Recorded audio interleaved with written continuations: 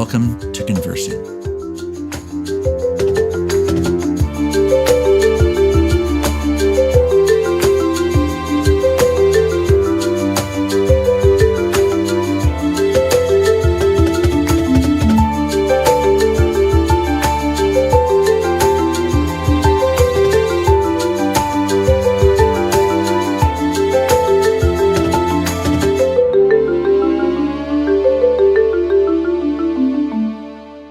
I'm so delighted today to welcome Daniel Whitehead as our guest on Conversing.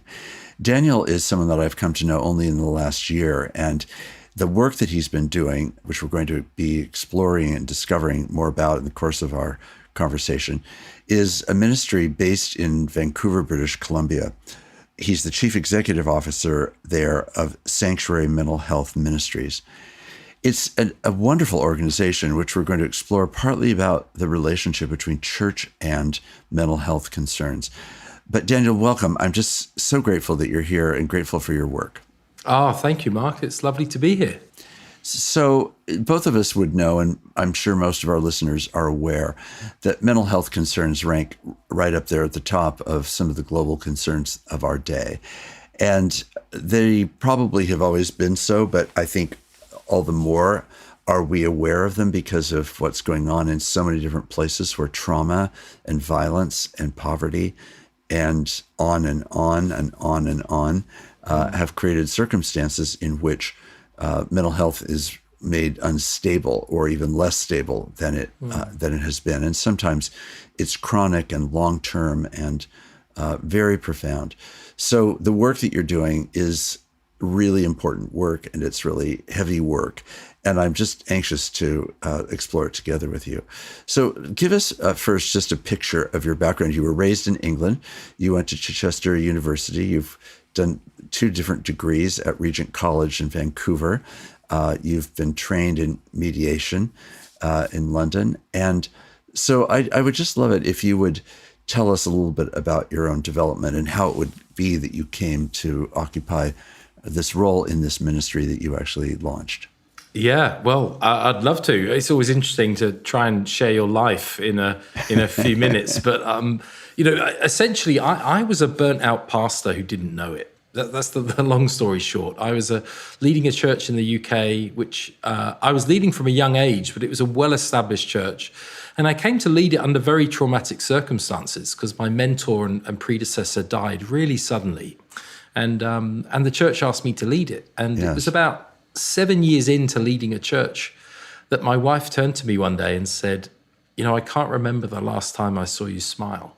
And I realized it had been about a year that I'd felt any emotion, which first of all is kind of troubling that you can lead a church for a year and kind of get away with it. But maybe I'm just a good actor.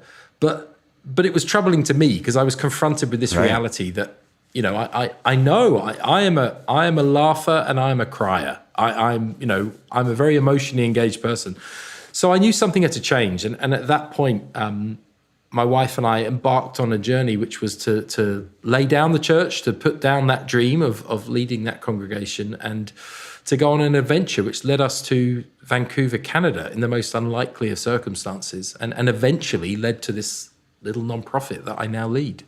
Well, it's an amazing story. What happened for you along the way, both about your own mental health and about what you were seeing in your congregation or in Vancouver or in Canada or in Britain, for that matter?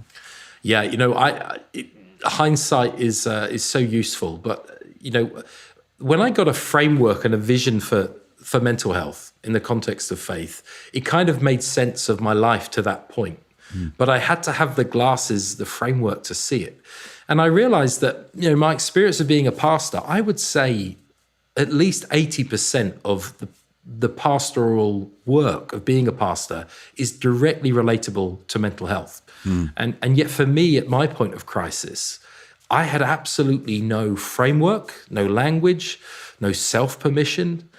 It wasn't anyone's fault, really. There were plenty of loving and caring people around me, but we just didn't know how to hold this stuff. And no one ever taught us this. And, often I lament that even in seminary, and God bless the seminary, but very often mental health is reduced to, at the end of term, like a half-day workshop. And and of course, the more you get a vision for this subject, the more you say this is an intrinsic part of how God has made us fearfully and wonderfully. So we need to give it more attention.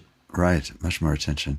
This is one of the things that, and I've spoken about this, that I just have been so heartened by about Fuller over the years, because for now, something like 53, 54 years, Fuller's School of Psychology has brought together theology and psychology in a really significant way. But at the time that began, it was anything but common or anything but free from controversy, because there was a sense that somehow these two things needed to be kept apart instead of really understand how deeply they can be integrated in a very meaningful and appropriate way. Did you run into that once you started going down this road, or did it suddenly just break open that mental health was obvious and that it easily and naturally integrated with your faith? Well, if I were going to guess about how that came about at Fuller, it was probably one or two mavericks who were, blazing a trail and had to just grit their teeth and set their face as flint. I think I'm grateful for the groundwork that's been done by an institution like Fuller and others that I've found out about. But for me, I started in 2016 at Sanctuary. It was a small nonprofit, 2 people part-time, barely enough money to pay them. And this small local nonprofit in Vancouver was actually a hard sell. I remember lamenting, people don't get it. And you'd say, "Oh, church and mental health, we help churches integrate mental health." And you could just see this kind of look of, okay, I don't really understand why that's important. I would say I've literally seen a great transition or migration to a different way of seeing this subject. So I would say now it is a very easy sell, whether a person is a person of faith or not. People get it. When we say, as an organization, we're there to help churches become a sanctuary for people in the midst of crisis. We're there to help churches gain the confidence to know what their role is and what their role isn't. People say, "Oh, this is so needed. Why is no one else doing this? Why is there not another resource that does this?" So I have seen a massive shift in my 6.5 years leading this organization. Yes. Well, it's interesting because I think that sweep that you're describing, which probably does go back, at least in my estimate, it does go back to around 2015-16, where a corner had gotten turned. What do you attribute that to? That corner? I think, there is very often, I have to say, I'm a church man. I love the church. I'm committed. My wife is a pastor. I preach. So I'm good with the church. But we have to be honest in the church that very often the church it's normally about 20 years behind the conversation that's going on elsewhere. And that might be for good reasons, but I think the church has lagged behind in this conversation. And I think, there's been plenty of awareness being raised in society, in wider society, about mental health. People talking openly about it. Significant people, role models that say people in the public eye. I think all of those things have contributed and helped. However, the limits of much of that, albeit good work, is that often it just kind of begins and ends with advocacy or speaking about it, which is hugely helpful. But actually, when you think about models or frameworks for really understanding what this is, what a person is, and that's where I think, these are actually questions that wider society are implicitly asking. Yes. What are we here for? What is a person? And I think, of course, the church is meant to have, or I think has some really good answers to those questions. So if you can bring those questions to bear on the subject of mental health, I think there's an amazing opportunity that the church has to speak into this and to offer maybe some correctives or counter positions to many of the popular ones. So yeah, I think we've seen a shift in the culture, and I think the church is catching up now with that conversation. I do think that social media and its direct evocation, I guess, of mental health crises has made some of this change more possible, because especially with young adults and teenagers, the presence and negative impact of social media has been so profound that it's brought to the surface the crises that linger through developmental stages that we call things like being a teenager or an adolescent or a young adult, which now feel vivid and global and constant and daily and hourly. And it puts that work, which has often been, of course, going on now on the public table in a way that is different. And I think the other factor, from my point of view, is that there's this same impact of both news media and politics and social media that have put on the table the drama in which violence, trauma, it might be through military and war, or maybe through police, and it might be through local criminal action. It might be through just a sense of being so highly exposed to things that can simply overwhelm us. Yeah. And therefore leave us without sufficient resources to face whatever that overwhelming drama may be. And then you have just the ordinary challenges of being a person, a healthy person in the world. And then you have medical problems, and you have COVID, and you have, the list, as we both know, goes on and on. And all of that creates, I think, a picture of a global kind of emotional destabilization. It's really profound. Tell me, I'm curious, when you began to explore this with churches, and you were not yet winning the day and finding it easier, but still finding it harder, and you were working out your own theory of change related to how churches and mental health concerns intersect. What did you find yourself learning and discovering along the way? Well, I think it goes back to the point you were making, that just to live in this day and age where there is so much information, probably too much information. I read an article a while back. I'm not gonna be able to quote it verbatim, but that talked about the amount of information that exists now, and how since the year 2000, it was something ridiculous. Like the amount of information that exists is like doubling year on year. And in 2020, it was kind of double the rest of human history or something. It just every year there's more information. Yes. So it's almost like there's too much for us to handle, and the anxiety that induces. So I think for me, when we look at churches that are trying to press into this conversation, there's a lot of information out there. And some of it is helpful, and some of it is less so. And some of it is helpful when it's looked at in a siloed way. But when you look at life in a holistic way, you can find plenty of biomedical perspectives for why mental health is a problem. Yes. And yet for us as people of faith, we know that, yes, we have a body, and the body is important. It was made by God and declared good, and Jesus had a body.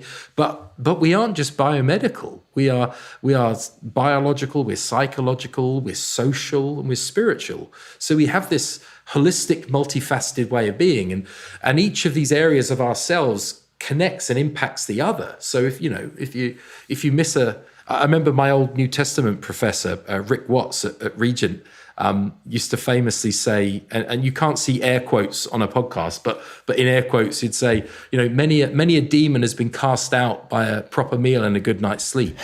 So this kind of playful way of pointing out that we are holistically made, and there are very natural, real needs we have. So I've seen churches looking for information and looking for a place to start these conversations.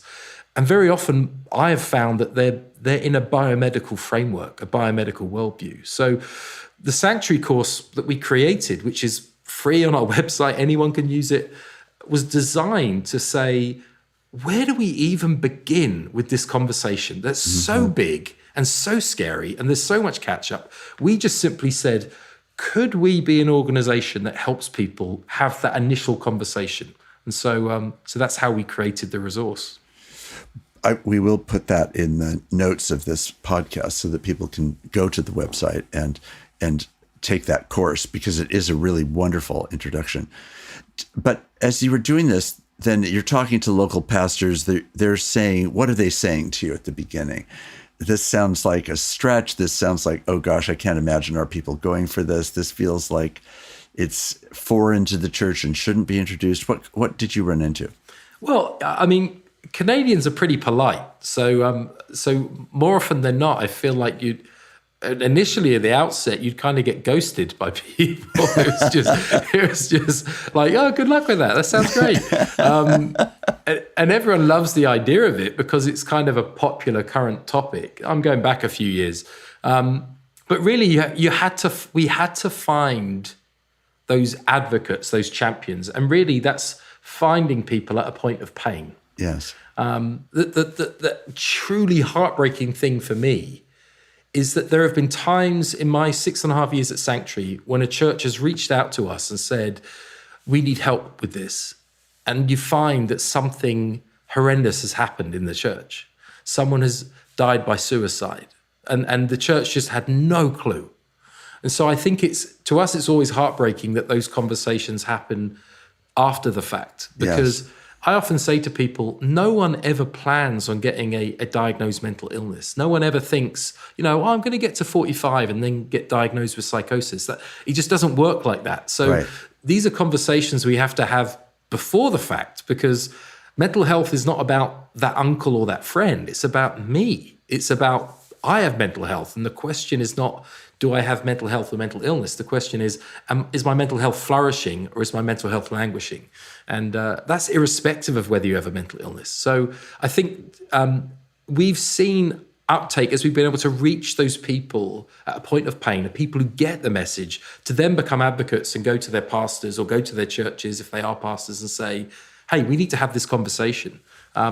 I think that's been the change. And things like social media and working through people who have a voice in the public eye has been a big help for us as well. Yeah. So give us a sketch then of how this actually works.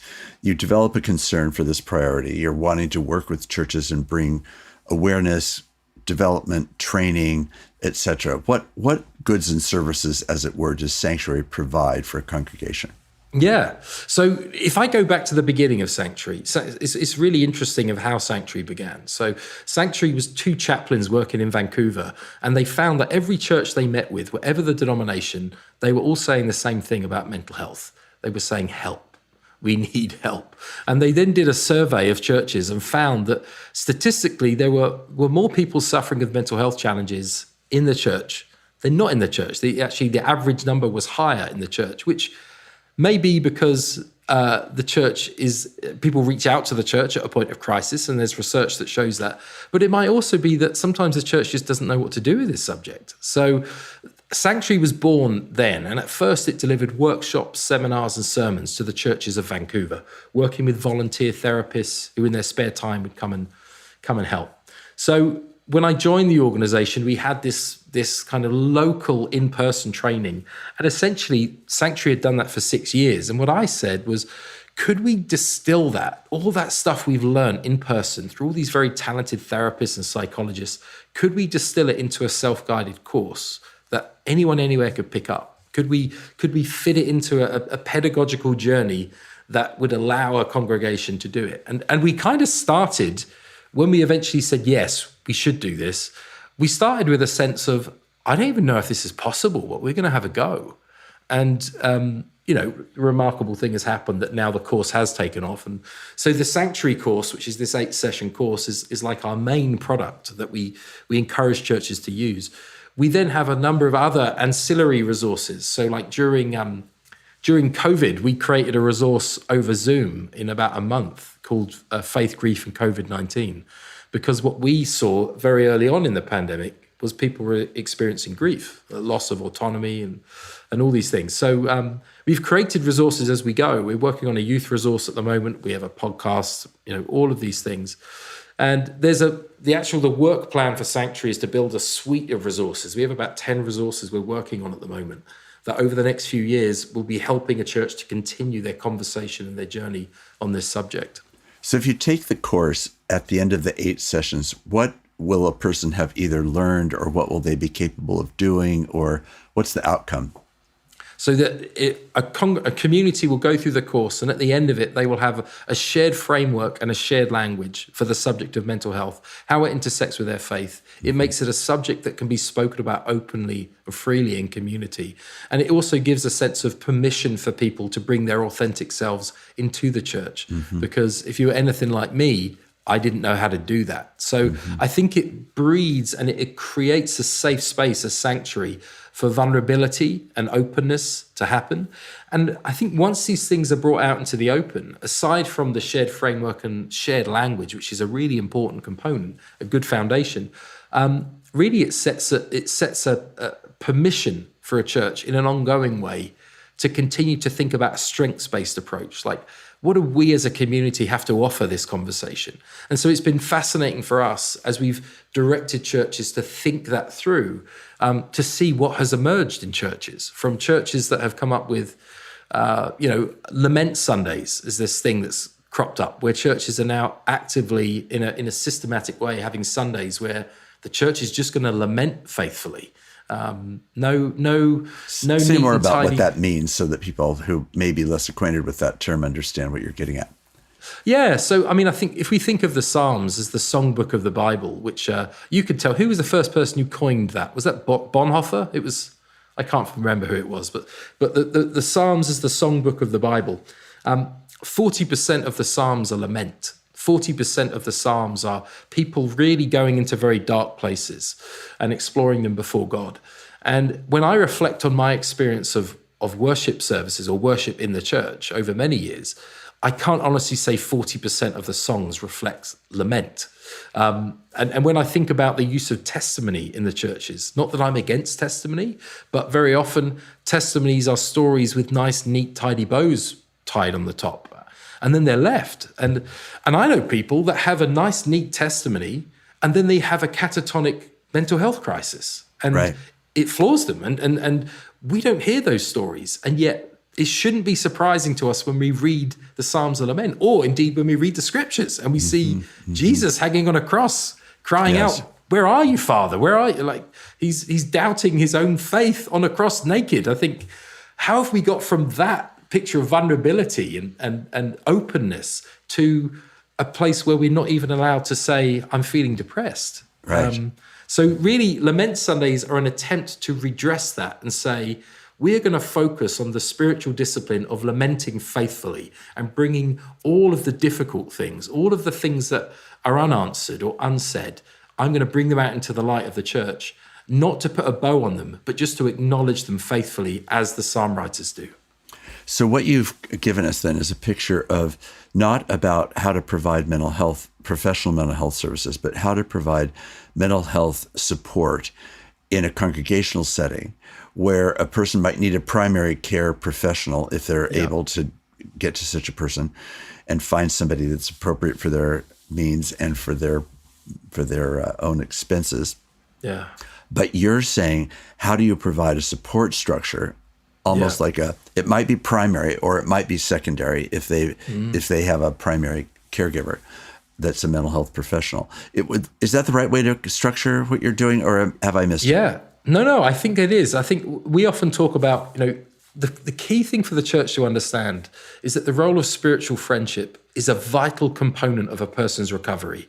It's as vital as the role of doctors and therapists. And the role of doctors and therapists is vital. We need trained people who know their stuff, who've done the hard work, but not at the exclusion of the role of spiritual friendship. I've met churches that seem to be doing really well on this subject. They say things to me like, "Oh, well, we have a referrals list. We send people to therapists and we have a fund," which is fantastic. I always say that's brilliant.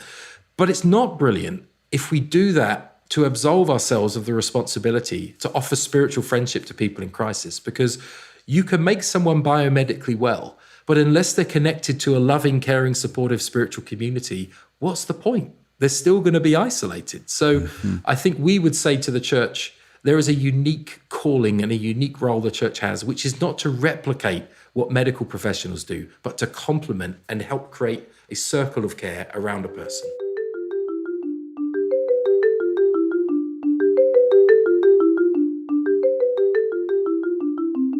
I'm Mark Labberton. You're listening to conversing.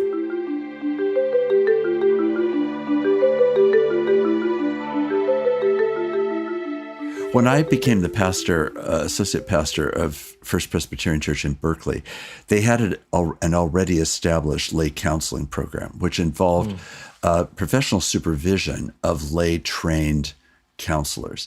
And that was a really beautiful and wonderful thing. Sometimes they were people who were in the process of getting professional training to become therapists, but sometimes they were not that. They just gave themselves to this careful, regular, dependable listening. But then there was another layer that got added by another leader in our church who likewise just brought another depth to this, which was out of her own design based on the Stephen Ministry curriculum, then enhanced by her own expertise and guidance and the wisdom of many people that participated in that. And I was aware that what that added that was beyond the lay counseling service was that now it was much more of a social network as opposed to just a one-on-one relationship with the therapist. There was that, and there was the one-on-one Stephen minister, but that was held by a wider community, and it gave people entree, depending on their needs, to a wider set of services and the life of the church in general. And it was like a series of bridges that were built in different ways. And I think one image that certainly describes the church is that it is its own easy island, disconnected from a lot of the way that the culture and society operates around it. And when churches can find ways of building bridges inside the church to outer resources or vice versa, then it really creates a much different safety net for people that are in circumstances of tremendous need. Oh yeah, absolutely. Yeah. And I think that's the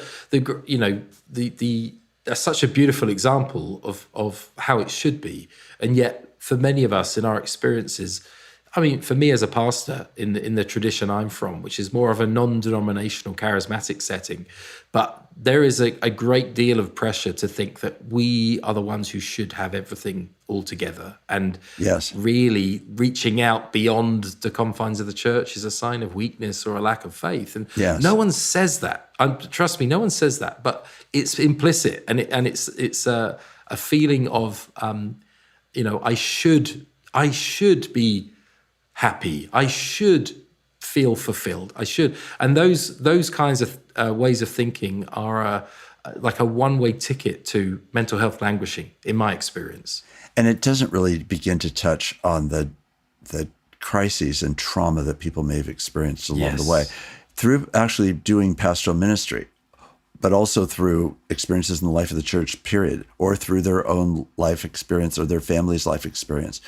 And I couldn't agree more. I think that's one of the reasons why I've noticed in increasing places when I'm visiting churches, it's less and less infrequent that I hear a pastor say, I've been in therapy, I'm working through some issues in my own life or my family's life. And I think that really does help change the picture of how this is all being held. Absolutely. It is so helpful when a leader says, I'm having therapy, or sure. I'm struggling. And that can take bravery in certain environments. That can take a lot of bravery. Yes. But I think again, we have a great model in Christ who, as I said, is puts himself in the most vulnerable position. God Himself makes Himself vulnerable. So I think when we offer vulnerability to a community, to a congregation, we actually offer seeds of life to emerge for others who say, oh, I'm not on my own, or, oh, I didn't know I was allowed to feel that way. And so I think those things are really significant gifts that as leaders we can give to people, is to talk about our own vulnerabilities. Well, I do think that because I've done my own significant share of therapy and have mentioned it not infrequently, it has created an opportunity to engage with people in a different way that if I didn't say that, it is not a problem from my point of view for me to say that. So it doesn't feel like it's a cost to me, but I know that it matters to others. And I would hope that I would do it even if it was a cost to me, because it feels like this is so essential that people have a sense that they themselves have access to all that they are needing, but also that the Christian faith does not, in its best forms, hide out in certain sectors of life and then deny everything else. That's a distortion of a holistic vision of the Christian faith, which is what Sanctuary is trying to attend to in a significant way. Yeah, it is. It is. And I can't help but think of many of the more scandalous, stories. We're all aware of them, but prominent leaders that we've grown up respecting and loving, reading their books, and then suddenly there's this fall from grace, whatever it is that happens. And again, many of these people are people that are models of how our faith should be. And how do we frame stories like that? Very often it's framed, depends who you hang out with, but very often they're framed as, well, the enemy's won this victory, and we skip over the fact that these are individuals with mental health and clearly with mental health challenges, things that they were unable to process. And so, my heart breaks for victims, of course it does. But I go, all of this speaks again of a major unaddressed issue in the church, which is that mental health is important to all of us. Doesn't matter how good your qualifications are, how successful you appear. Too many great leaders, or at least we've been encouraged to see great leaders, have evidently in a very public way experienced mental health challenges, and that manifests in all kinds of ways, tragically. Yes. Daniel, I'm aware that Sanctuary is still unfolding as a group, but I'm wondering where you are in your understanding of how to encourage people to find support through professional services or paraprofessional services. You are providing paraprofessional services.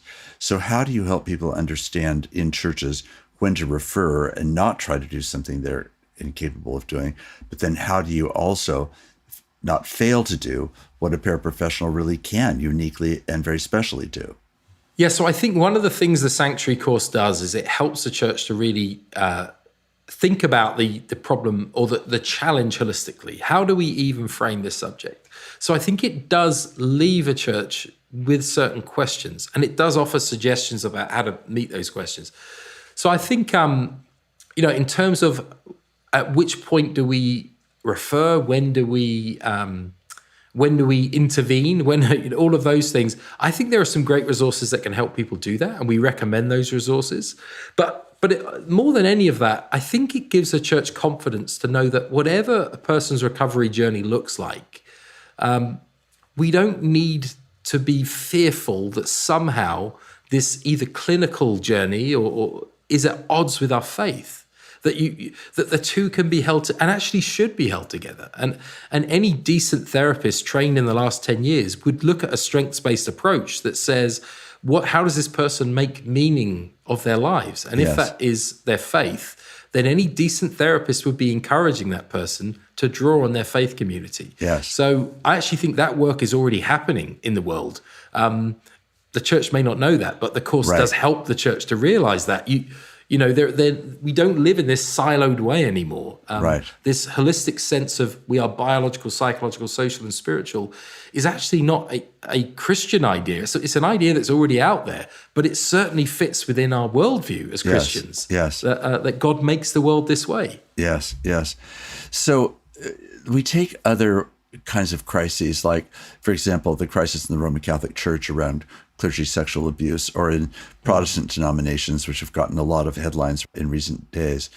I'm curious, how does what you're providing help a church, for example, face its own potentially internal crisis about something like sexual abuse, whether it's the pastor or a youth leader or someone else in the congregation, a parent for that matter?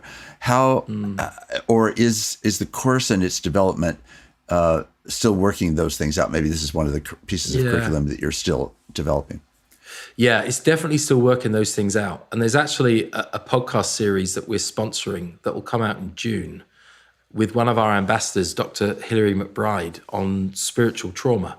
So that's going to be an 8-session series that specifically looks to help victims, people who've been traumatized in the context of their faith. And so we're having to think of innovative ways of broaching some of these subjects and elevating the voices who really need to be speaking. We're not going to try and do the work of a world-renowned therapist like Dr. Hilary. We're going to let her do it, and we're going to get behind her. So I think there are ways that we're outworking this. The course would not want to trigger people or not want to force people to a place they're not ready to get to.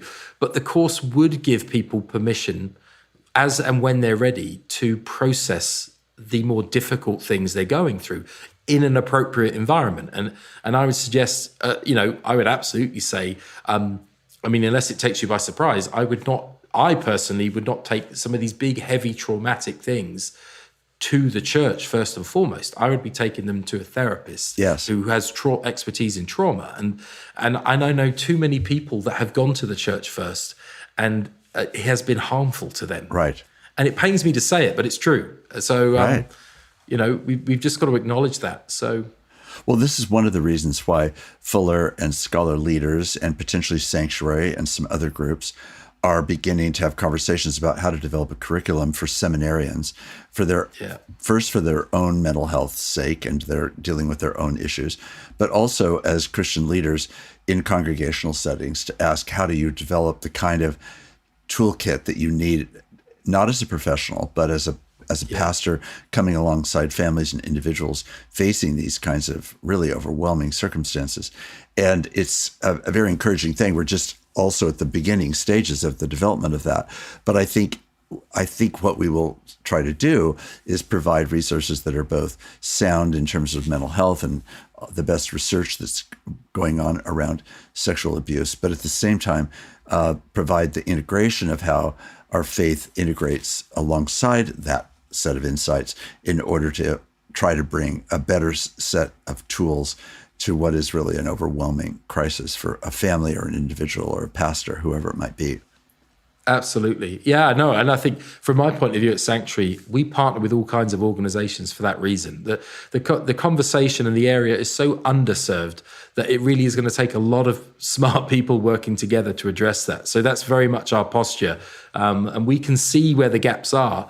The other thing, you saying that, Mark, has kind of triggered my brain in some way, because I think when we think about all of the abuse that we're increasingly aware of, it is coming into the light. And it just feels like week to week, it's like, who's next? There's just so much pain, and there's so much that's coming to light. One of my little hobby horses or concerns is often around the subject of resiliency, because resiliency is obviously an important subject, and it's one that I'm hearing used a lot.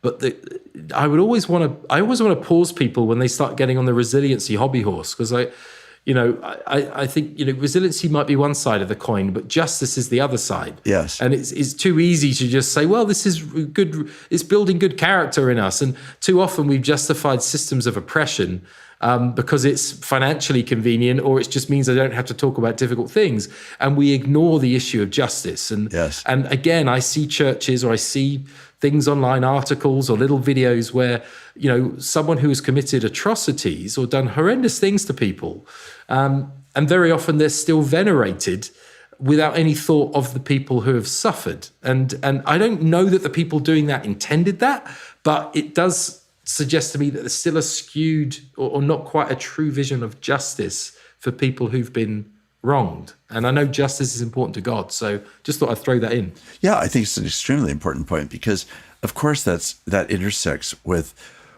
God's total care of a community, and that has to involve justice, not just a cover-up. So the well-being of people individually, the mental health concerns have to be right there at the core, but so does the sense that there's accountability, and that's where issues of justice in the public sector, not just inside the church, are so critical.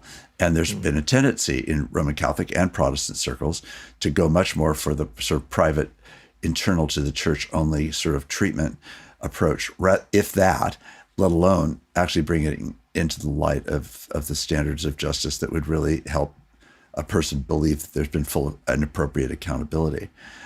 Yeah, it's a very complicated thing, and yet it's in its fundamental structure, it's not complicated at all. You have to provide both avenues, and I think what you've said is a very, very important underscoring of that.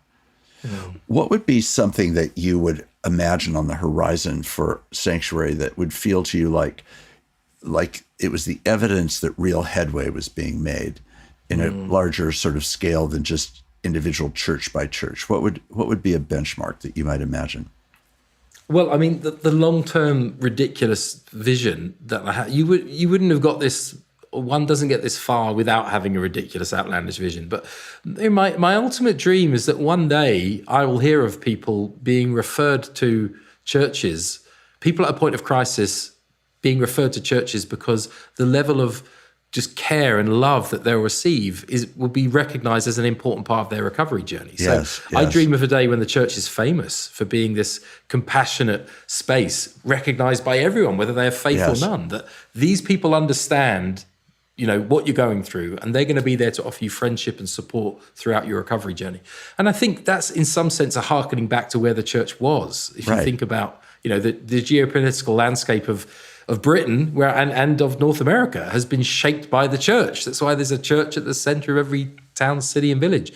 And I often facetiously lament that if only there was an institution of people ready to volunteer in the name of love to offer support and help to people at a point of crisis. If only every town, city, and village had that group of people ready, we could offer that to people in this mental health crisis. And of course, we do have that, and it's the Right. church. So Right. that would look like a win for me in the long run. So, Daniel, how would that connect, though, with the deep cynicism that seems to rage, certainly in Britain, certainly in the United States, towards so much that the church does? To go from the depth of that cynicism, like the last place you'd want to go for care, it's a little bit like many majority world countries where the last person you would want to go see is actually a policeman to help you with what might be going on. How does that challenge get tackled in this process of change toward this great vision that you have? Well, yes, I read an article this morning where once again my bubble got slightly burst because it is a huge challenge. I think the first thing we have to do though is acknowledge that it's a challenge and a big part. Again, to me, it comes back to that justice thing. Are we really, as a church, or the people who can, owning and acknowledging what's been done in Yes. And so I think of in Canada where I live in Vancouver, the whole residential school system that goes back, that systematically took Indigenous children away from their parents and tried to westernize them, and many of these children died, and those deaths were never reported. And in the last few years, they found all these mass graves. It's just heartbreaking. And when this was discovered, many of these schools were Anglican or Catholic schools.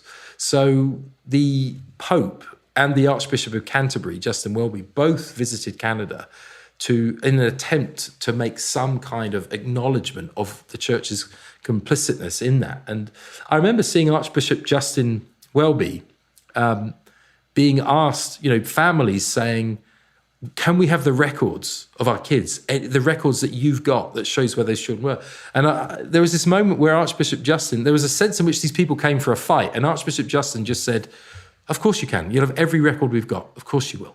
And it was this beautiful moment where I'm like, they were looking for a fight. And actually what they found in this leader was saying, I feel ashamed of what's happened, and I'm going to do everything in my power to help you find out what happened to your children. And I think when we think about the mental health conversation, the things that have been done or aren't being done in the church, I think we've got to start by owning that and just saying, so we've given lousy advice to people. We've given harmful advice to people. And as painful as that is, we have to start there because no one's going to listen to us until we're really honest about that. Right. I think. Right.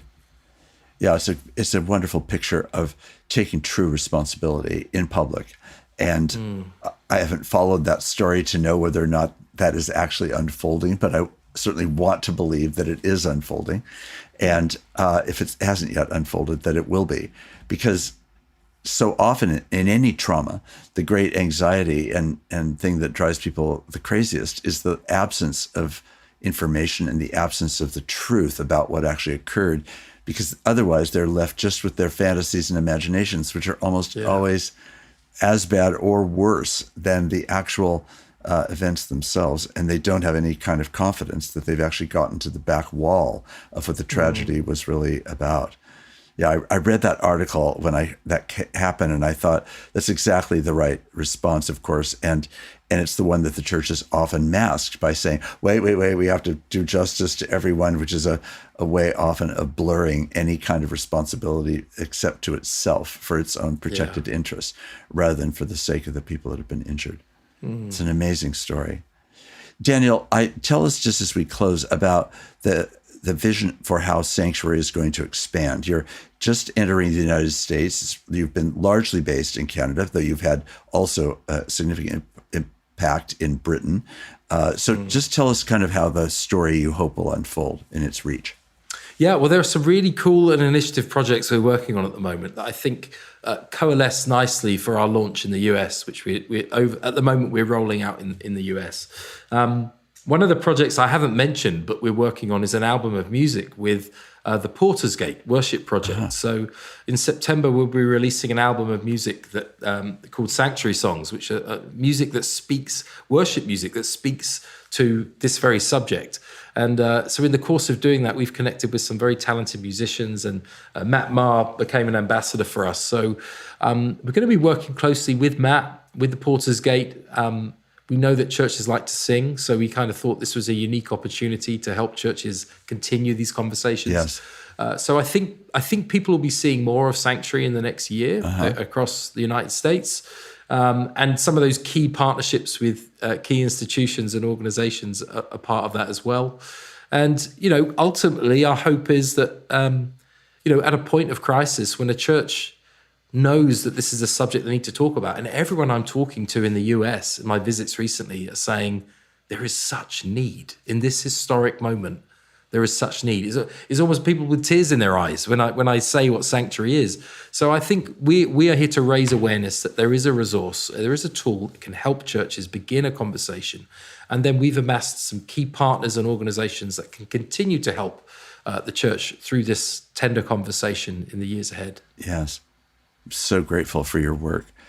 As we close, I'm reminded that every time a person calls a professional mental health provider's office, the message machine comes on and it says, if this is an emergency, hang up now and dial 911. And I do want to say, as we close this interview today, if this conversation has been provocative to you and you are facing some crisis in your life, that you would literally stop this and immediately call 911 and seek the closest and best professional help that you can access.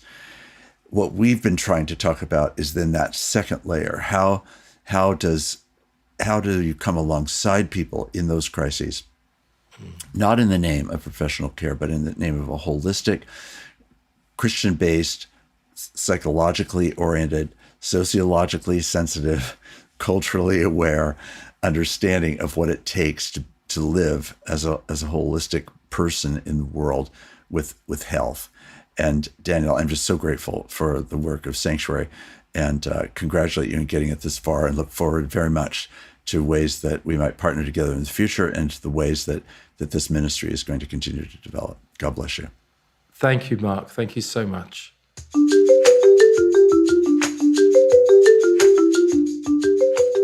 Thank you for listening. Subscribe to Conversing on your favorite podcast app to listen to new episodes as they are released. And please leave a review. Conversing is produced by Peter Laverton and distributed by Fuller Studio.